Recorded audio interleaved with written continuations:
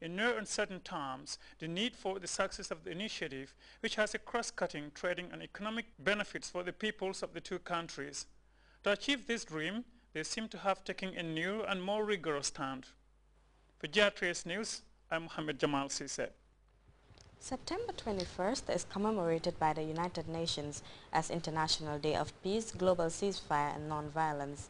Local peace advocacy organizations such as the Youth Ambassadors of Peace, in partnership with UNESCO, has organized a forum to commemorate the day. Tijan Jane has more on that story. Gathering.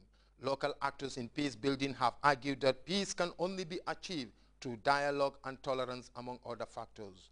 Peace and democracy, make your voice heard, was the theme for this year's commemoration of International Day of Peace.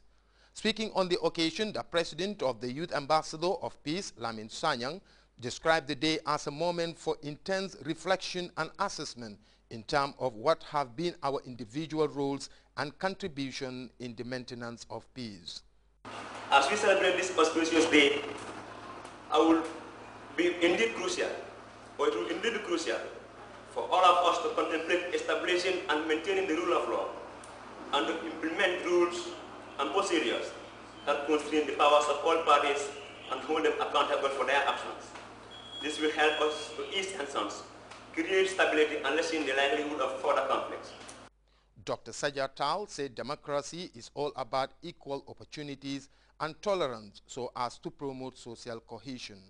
And say to yourself, as of today, I will not take life again unless it's absolute necessary. Don't be the killer. Be killed by another person is more meritorious than for you to kill the other person. That is important.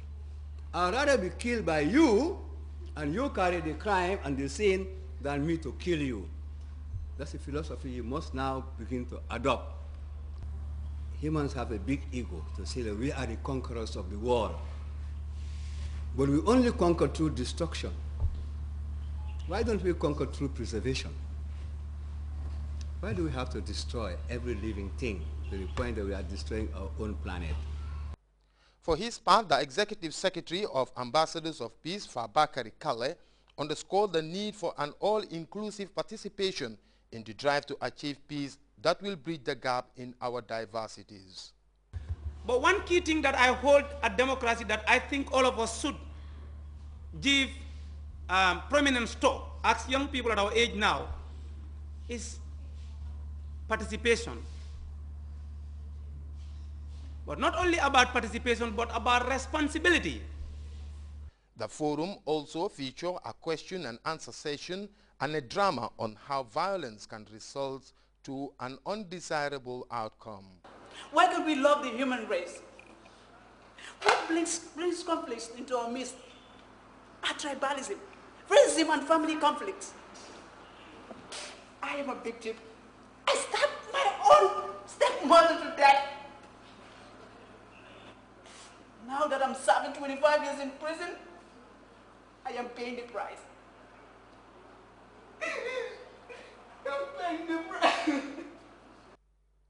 The forum ended with a call for the need to respect the rule of law, promote the culture of peace and tolerance, and denounce violence as an option to resolve our collective and individual differences. Tijan Jane, Grts News. The U.S. Embassy in Banjul has briefed the media and members of the public on this year's U.S. Diversity Visa Lottery program. As Fatika Marikabe reports, the briefing was to enlighten people on common internet fraud and scam. People are given the chance to visit and live in the United States. Registration for the online visa application will commence on the 4th October 2011 to 5th November 2011, after which no other entries will be valid. The U.S. Consulate to Banjul and the OTIT urges all interested applicants to register in time to avoid delay and system swap. With so many people eager to enter the visa lottery application, the U.S. diplomat warned over attempts by some to use fraudulent means during the application process. Only one registration per person, okay? An applicant cannot register twice. You can't put in different photographs of yourself. You can only register one time. If you register twice, you will be disqualified. Rule number 2, information must be complete and correct. Particularly, I want to remind registrants to list all children and their spouse. If you have children and you forget to list them, you will be disqualified. Okay? All children, all spouses, even if you're not living with them, must be listed on the application. Rule number 3.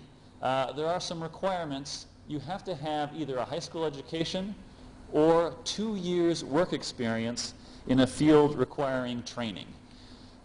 So let's say you're 18 years old, you want to apply for the diversity lottery, you're going to be finishing high school next year. Can you apply? No. You have to have your high school degree first.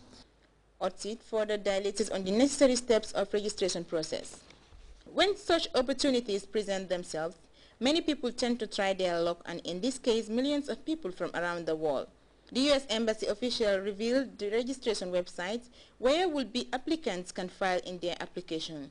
The www.dvlottery.state.gov is a free website with no fee attached to entering the site, says OTSID. Consular OTSID further emphasized that this is a lottery and the U.S. is not responsible for anyone's welfare of ticketing. The government, he says, only provides green cards to suitable and lucky applicants to help them successfully succeed in life. For GRTS News, I am Fatou Kamara Kebe. 81 Gambians who were trapped in the Libyan conflict have returned home after what they call months of struggle to escape the war. This latest batch were evacuated by the Organization of International Migration in collaboration with the government of the Gambia. Details of that report will hopefully come in our tomorrow's newscast.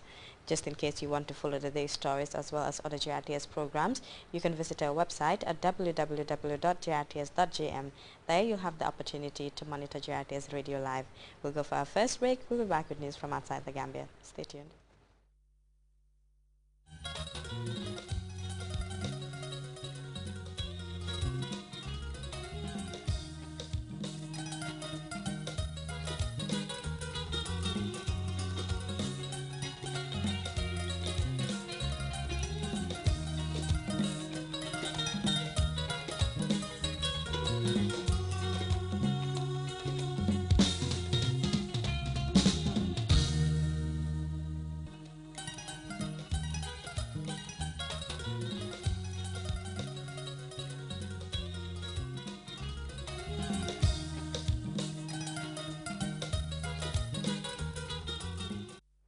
Welcome back.